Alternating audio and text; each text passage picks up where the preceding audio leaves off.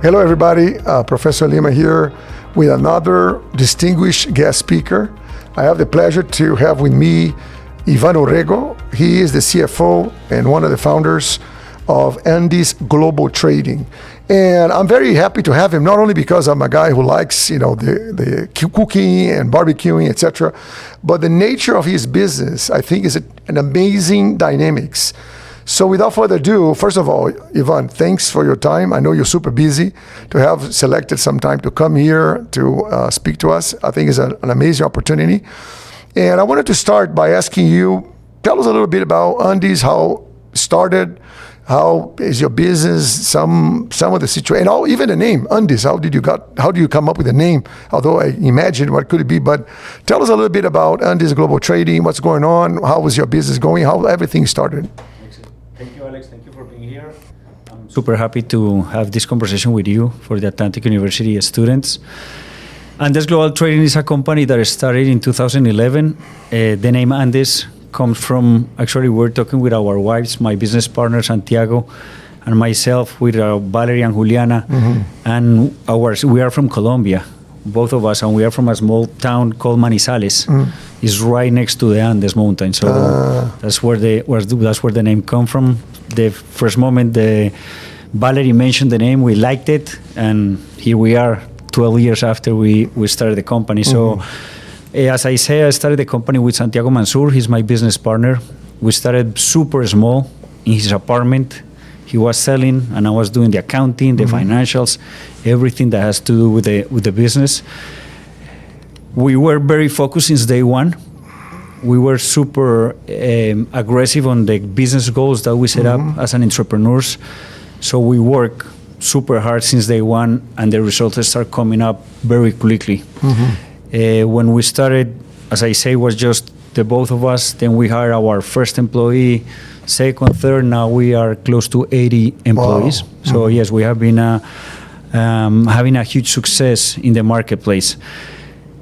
Basically, as I will be explaining through this conversation, one of the main reasons why our company is being so successful is because we are super focused on values, and core values. Mm-hmm. We have a very established core values, and those are the values that we use to hire and fire employees. Mm-hmm. So we really put our efforts to make sure we have an amazing culture. We make sure our employees are happy where they do. Mm-hmm. And I can tell you all the details on how we started, all the ups and downs, but at the end of the day, we are a successful company, and we have been 12 years in the business because of the people that is behind us. Mm-hmm. So yeah, I'm blessed of the people that work with me. I'm blessed of my support family and the partners and the coworkers and the suppliers that we have developed through all these years. Mm-hmm. So it's an amazing story to share with everybody, because again, we are coming from a humble beginning, from a small city, no money at all when we started the business, and just working hard with dedication and discipline. That's why we are now as a company the size that we are. No, that's phenomenal. As I said, I'm very interested in this type of business. So tell us a little bit about some of your day-to-day running the business. So trading business, you work with a lot of kinds of protein that you sell and buy, etc. Tell us how the business works. Okay. So Andes Global Trading is a meat trading company. Mm-hmm. So what we focus on, we have customers in Mexico, Central and South America.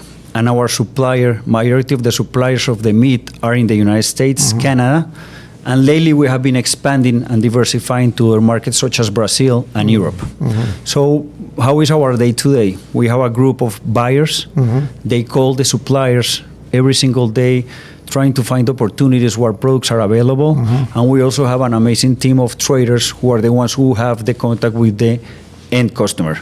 Our customers are supermarkets, mm-hmm. distributors, or butcher shops. So basically, the buyers find the product, they tell the trader calls his customer, mm-hmm. the customer agree on the price, agree on the time of the delivery, and the sale is closed. It's a super dynamic industry and super dynamic day to day. So our people are all the time on the phone, talking to their customers, talking to their suppliers. It's a very high intensity business, but it's passionate. Everybody that gets into this industry gets super passionate because it's an activity that it never gets old. Right. You know, every day you have different opportunities to sell to the customers. Every day you have difficulties on some of the products that we find in the industry. So at the end of the day, we focus on making sure we deliver the right product at the right time, and most importantly, we deliver an amazing customer service. Exactly. But one of the things I want to ask you, Ivan, is that if I'm not mistaken, there is some risk associated with the business because you have to buy from the supplier, right? And then you have to make sure that there is a buyer from you. Yes. Because if you don't have the buyer, then you have to find a buyer. Otherwise, you just stay with the inventory, right?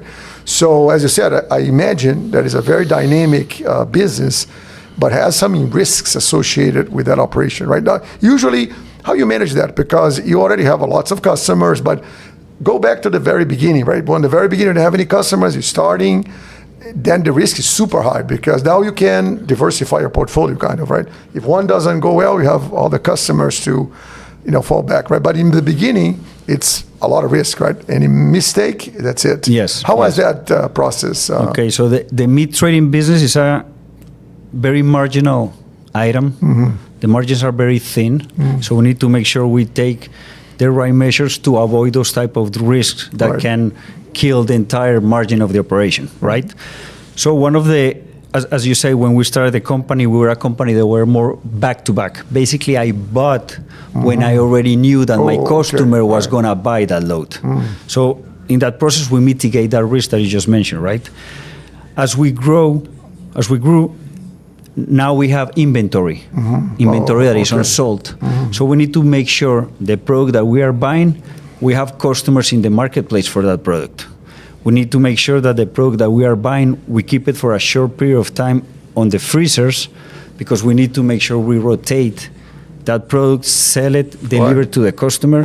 So we don't waste a lot of money just sitting inventory on a warehouse. Other risks involved in my industry, the currency risk. We sell to Mexico and we sell to Central and South America.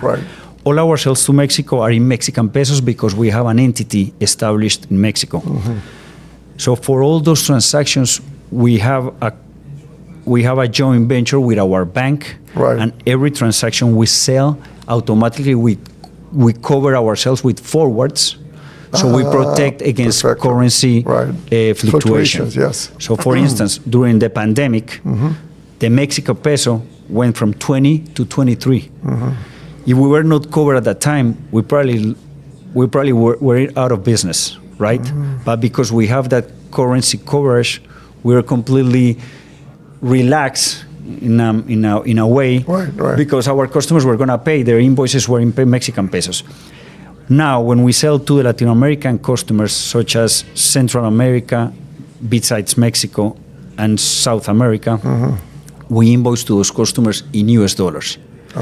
So I see. So we reduce the fluctuation of the currency locally, right? But for my customers, for instance, a customer in Colombia, he receives an invoice from Andes Global Trading in US dollars, but he operates in Colombian pesos, right? So when he goes to pay that invoice, if the Colombian peso fluctuates during that time, it's going to be more expensive or cheaper than invoice, right? So that's a risk that we have to take. So we make sure the customers that we choose to do business with are solid companies. We do our risk investigation of the company. We try to study their financials to make sure they are solid enough to navigate uncertainties in the market. We sell to emerging markets.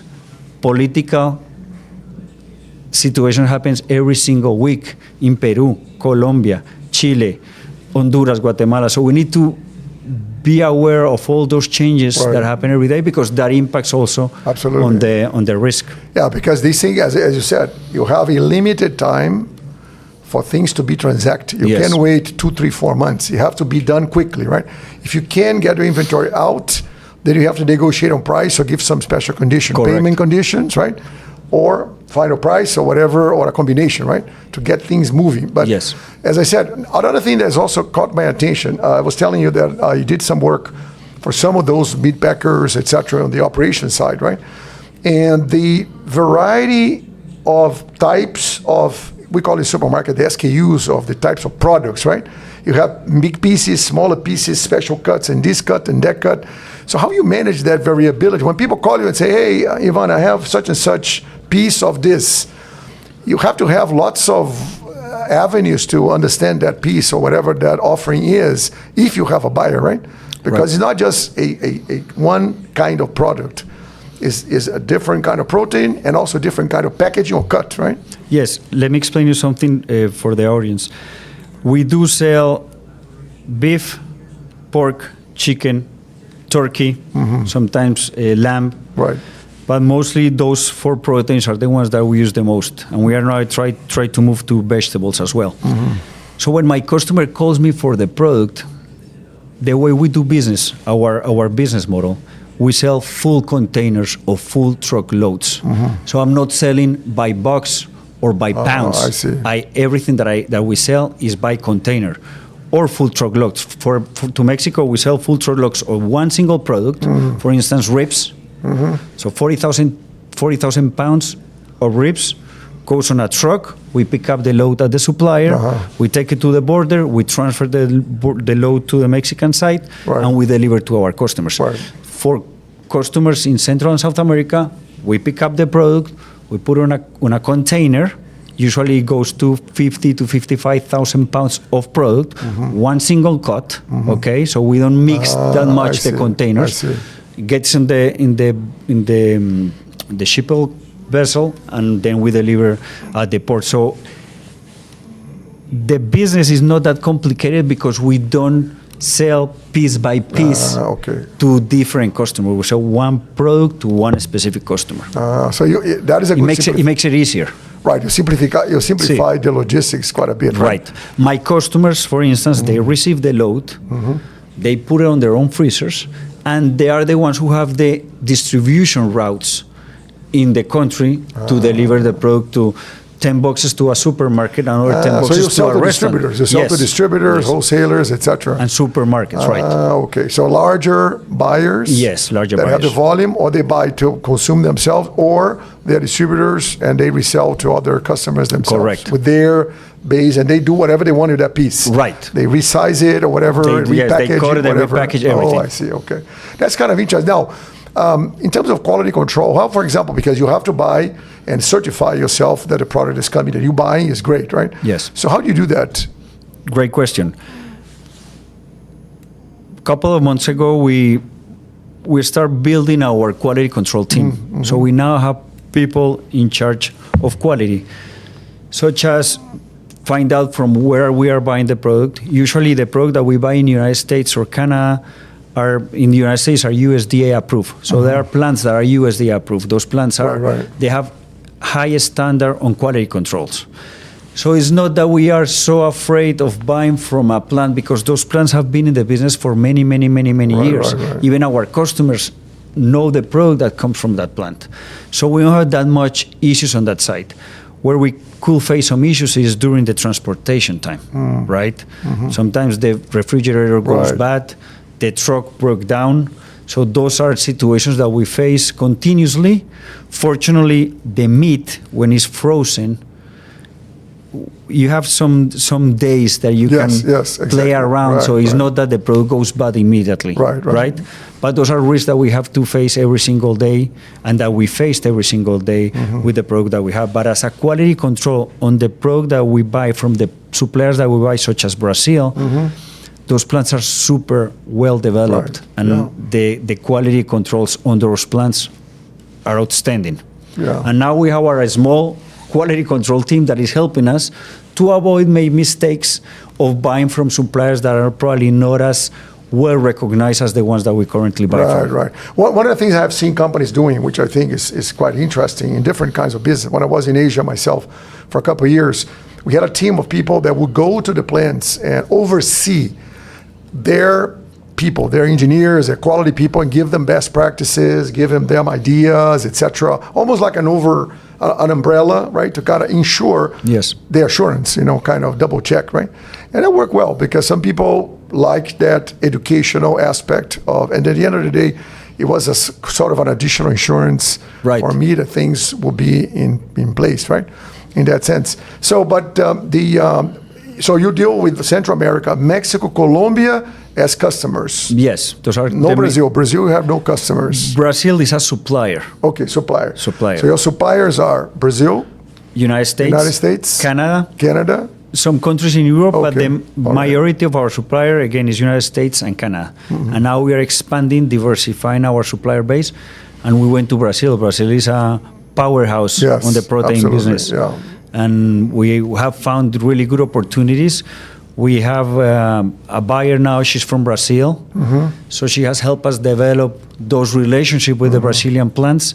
And that's why we are growing that business. Now the Brazilian product can get into Mexico, specifically poultry. Yeah. So it's a great opportunity that we are exploring, that we are already capitalizing, and hopefully we will become one of the main lines of revenue in our company. Right. One thing I want to ask you, since you mentioned that you're building a network, I wanted to ask you this question for the audience is about the importance of building a network, a relationship. How you see in general, in your business and in any business, relationships? It's fundamental. Right. Because for the students, I think it's important. But I always tell them that a relationship is a bilateral, is you get, you give. Yes. You not just get, you also give, right?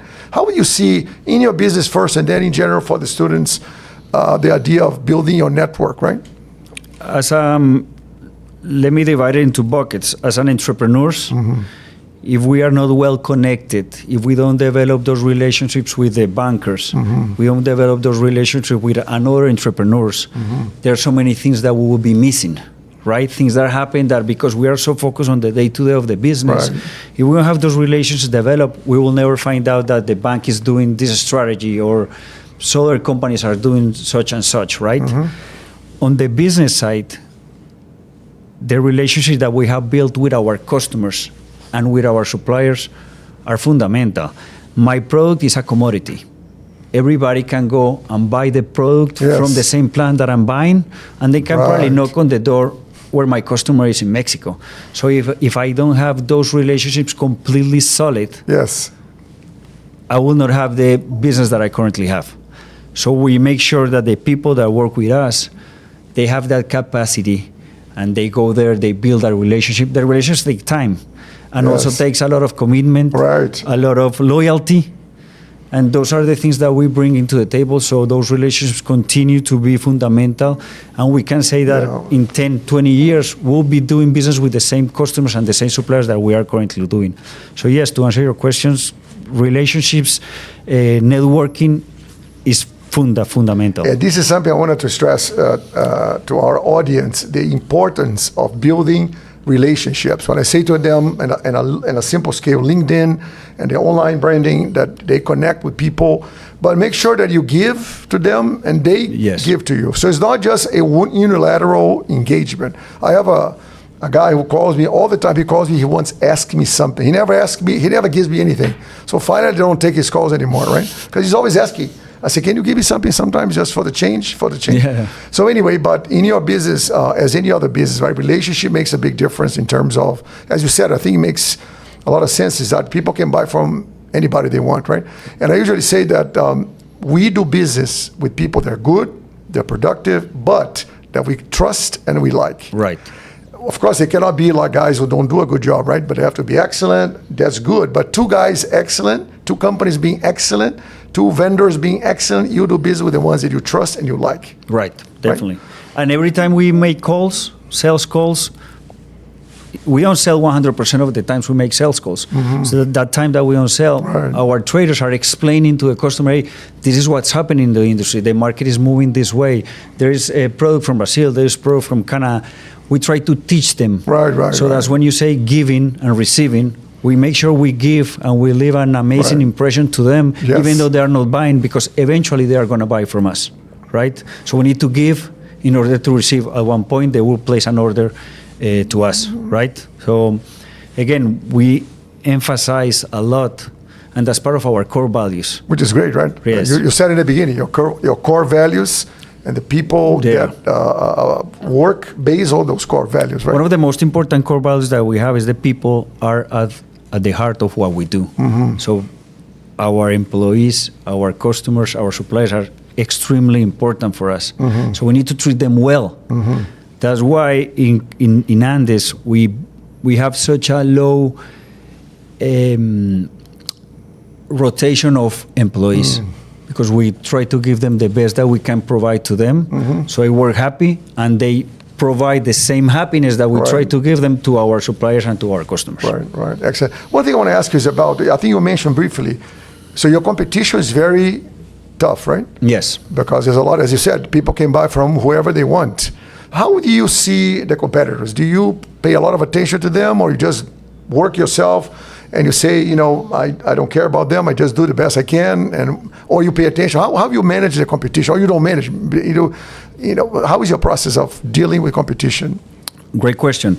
In my industry, we have been growing so much that now we compete sometimes with the suppliers that we buy the product from, because they also go directly to the customers.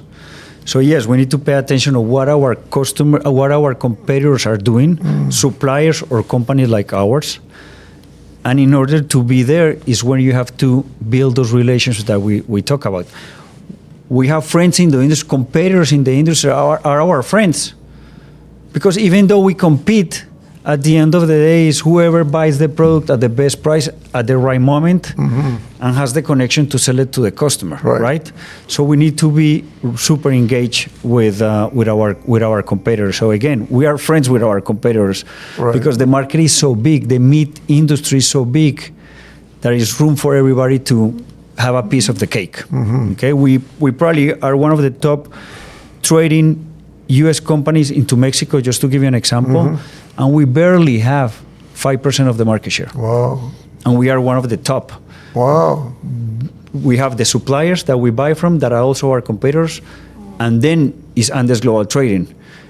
And being in the size that I mentioned to you, our market share is super small. So there's opportunity for everybody.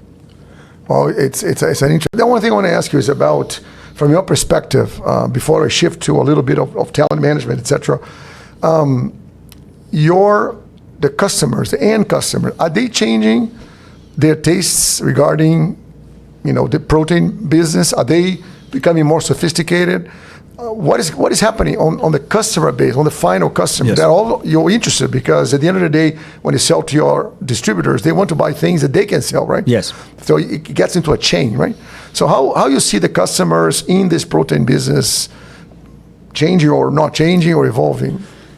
As we sell to emerging markets, the economic capacity of the people in our countries, these usually are poor countries, right? They are not countries with a lot of money in their pocket. So inflation also plays an impact on the consumer behavior.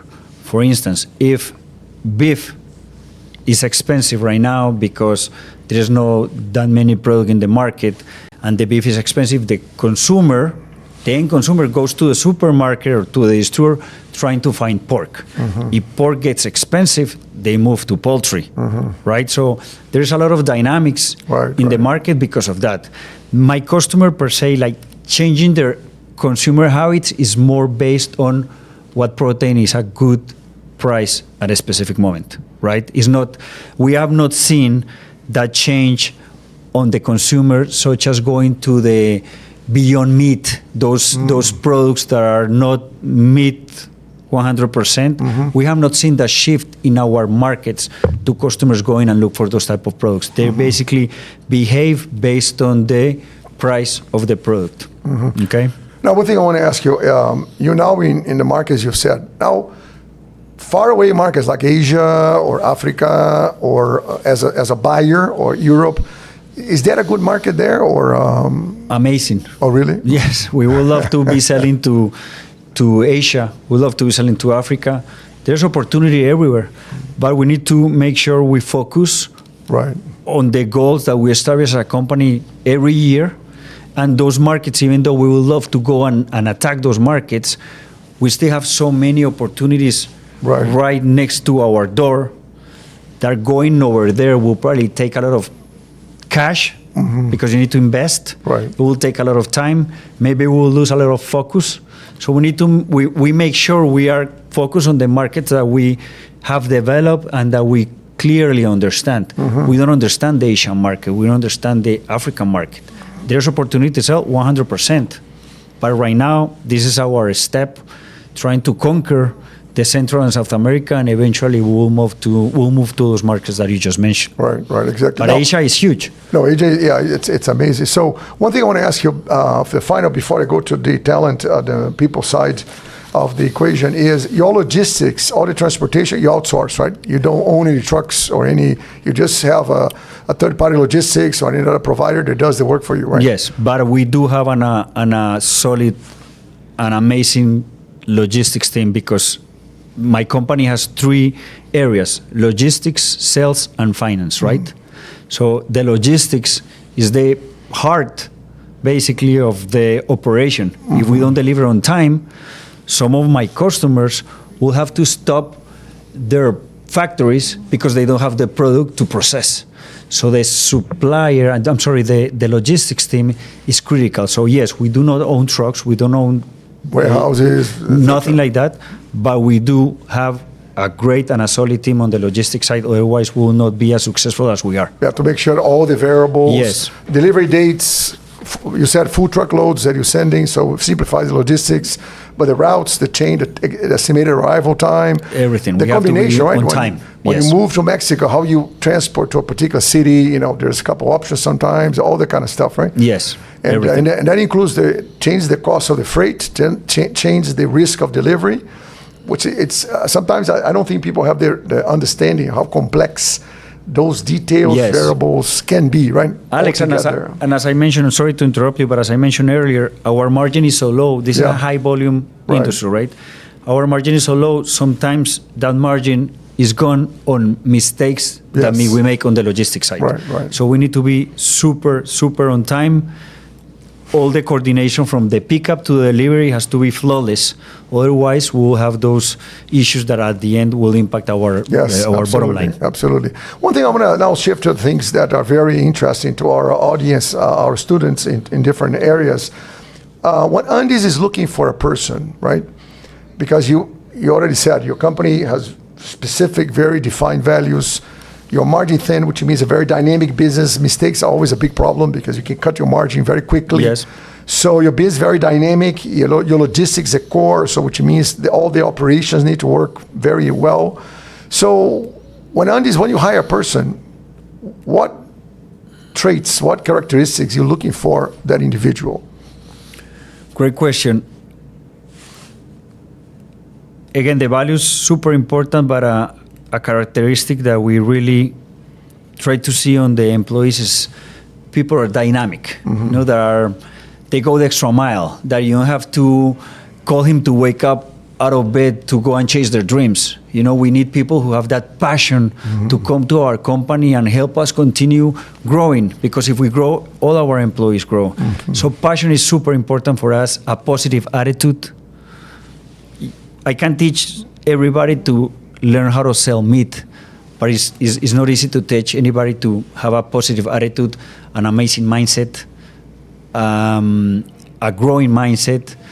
So those are traits that we see on the people that we hire. We have employees that they don't come from the industry, but when we interview them, we feel that they really want to be in our company. They really want to be part of our family. And those are the type of employees that we try to bring on board. Yeah, something I totally agree with you, Ivan. I think that all of us are salespeople. We don't realize that because we sell to our families, to our friends, like going on a trip or buying a new car or whatever. We're always selling, right? But we don't realize that, right?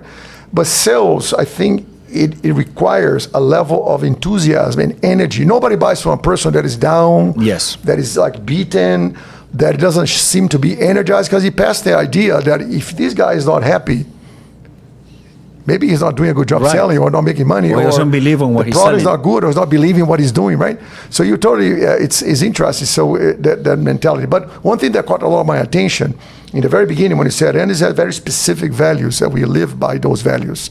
And that I think is great because it drives your business from a very strong foundation, right? In terms of starting from the values and then you build up things on top of it. Yes. So in terms of a student that is preparing to go to the job market, any market, it could be a guy in healthcare or engineering or IT, etc.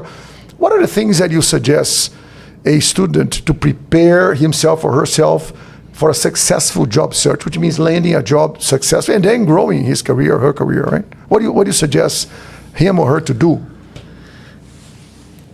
The market has changed so much since I graduated from the university, but if I will be back 20 years ago, first of all, I will do an analysis and see, okay, which industry do I want to be, right? I want to be on sales, I want to be on accounting, I want to be on finance, based on my aptitudes, right? For instance, if I'm a good communicator, if I'm an easygoing person, if I'm energetic, maybe sales is an industry that I can develop myself very well.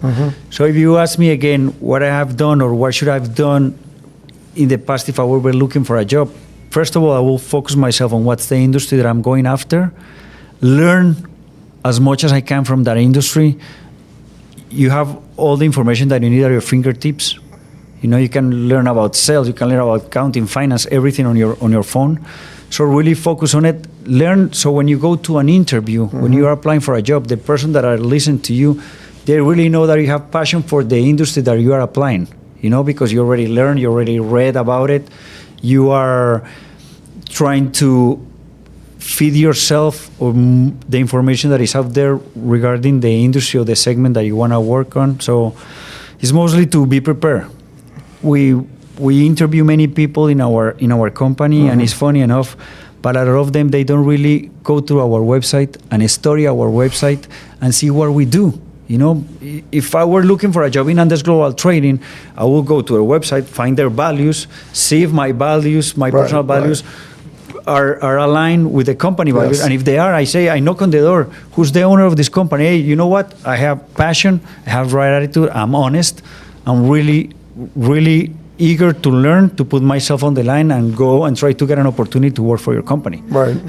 They need to show that they really want to work for us. Yes.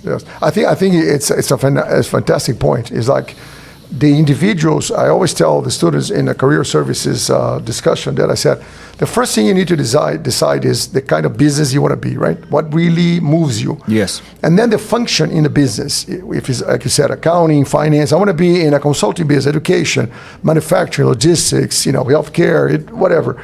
And then the function, if it's sales, finance, IT, programming, whatever. And then you have to do the homework, right? And build. And I'll tell the students that the career development is not it's not a sprint, it's a marathon. It takes a long time. You're not doing this thing for 1-2 years. You're doing this thing for 40 years, for 30 years, right? Yes. So you have to have that ongoing mentality, I think, ongoing mentality of learning and developing, right? So how you see that in terms of the new generation? You see them anxious to learn, you see them engaged, how you see that, because you interview a lot of people, many times. I always post the positions you have open in Andes to our student community. I get the positions, I post them, I send them to them, and to get them a view of what Andes is doing, right? So how you see these people shaping up, the new generation coming, No, as I say, they have all the information they need to be successful on their pursuit of their opportunities or what they want to do on their lives. It's just up to them, you know. You need to go and see that opportunity and go after that opportunity, have specific goals, how you are going to achieve those goals, and make sure you study, you learn, you read a lot. You need to read a lot because now everybody has a lot of information on their fingertips, as I said, so you need to be prepared.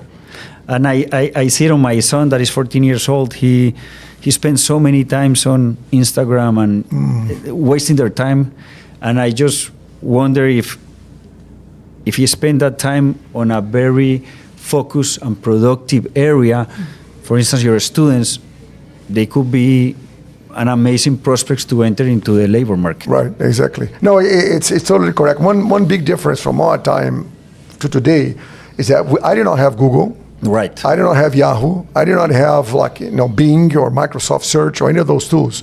When we wanted to find a company, we had to look for these big catalogs with the name of the company and what did they do, and then has an mail address to send your resume in an envelope with a letter saying, "Hey, I'm such and such individual. I'm interested in your company," and we're going to go to the newspaper to find the positions, the job postings, right, or magazines or newspapers, right? Advertise employment section, right? Yes. Oh, this employment in this company, they're looking for this such and such position. Now, as you said, quickly you find just LinkedIn is a huge market, monster.com, Indeed. Yes. You name it, there's out there, right? The sites of the companies like yours have the job postings. So it's like an amazing, sometimes I see people drowning. They're like being submerged in so much info, right? Because they can.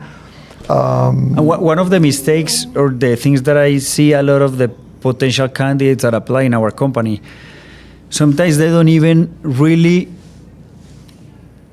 understand their own resume.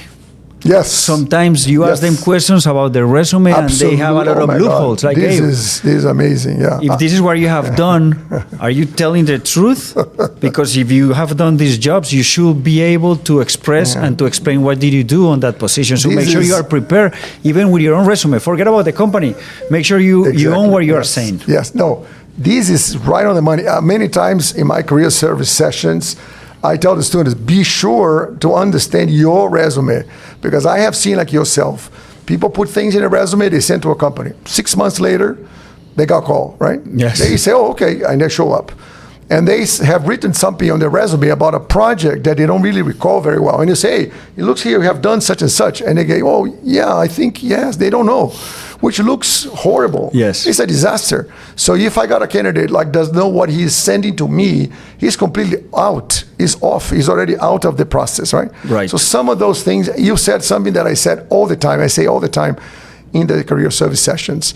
Well, what I want to do, in terms of time, just to be mindful of time, I wanted to open now to our students or the audience in general for questions. Aníbal, if you wanted to make sure people have the connectivity to ask questions to our guest, Ivan Orrego, CFO of Atlantis Global Trading. First of all, another thing, thanks very much for coming. Thank you. Great conversation. We just want to make sure we have some questions from the audience. Let's see if they come on chat or if they come via a particular, the live from the classrooms or the Zoom sessions. Anybody, Aníbal? Andres Garcia asks, how do you handle the market changes? We try to go to all the food fairs in our markets. And also we go to some fairs in Europe. So we are in top of what's changing on the industry. And that's where you meet new suppliers, new customers, and that's where you see where the industry is going for. So mostly those type of interactions. We belong to the US Meet, USMEF, a lot of organizations that are in our industry, and we find a lot of information very useful from their websites, from their mail, things like that. So that's some of the things that we do to make sure we're in top of all the changes that are happening in our industry. Right. Yeah. That's an excellent way, right? Because you really connect with a lot of the people in the business, etc. Aníbal, any other question? A good question. That's. I think we didn't cover that before. Yeah. Well, if you know more questions, first of all, thanks very much, Ivan, for coming. Thank you, Alex. It's a great opportunity to have you here. It's a business that I think is tremendous. There is a huge, dynamism, a lot of engagement, logistics, operations. The finance, the sales part was very encompassing. And I wanted to keep in touch with you for future opportunities, events. We're going to have our career fair coming, I think in August, we're going to have it. So I would invite you guys to come again. We will be there. Like we were in the other one. So I think it was great. And I wanted to also thank our audience for the participation. And we'll be in touch. If you have any questions, feel free to send me the question. I'll route it to Ivan or, answer the question, whatever you're going to be. And again, Ivan, thanks very much for your time. I wish you all the best. Great success. You're very close. So yes. Just one floor up. So I think we can do lots of things. I wish we can do more things together in some sense. Anytime, Alex, and for your students, as you say, we are right next door if they're interested in our company to learn more, we are open. If they want to submit their resumes, and we find a good fit, hey, I'm always opportunity to hire good people. Exactly. I'm always a proponent. I keep sending your job openings to them, not only because I particularly like the protein business myself, but also I think it's a great opportunity to work. I think it's working in a company like yours is a school, right? Yes. And if you like the model, you're going to stay forever because you're not going to leave because every day is different, right? And it's very dynamic. Very dynamic. Exactly. And that's a big difference from a business that is very stable. Not stable in the sense that it's changing, but changing because you have market changes and things like that, but it allows you to keep learning and growing with the business. I promise they will never fall asleep at their desk, believe me. Well, thanks very much. Thank you so much, Alex. Thanks very much, Ivan. Thanks for the time. Thanks, everybody. Till the next Career Services talk. So all the best. See you later. Thank you.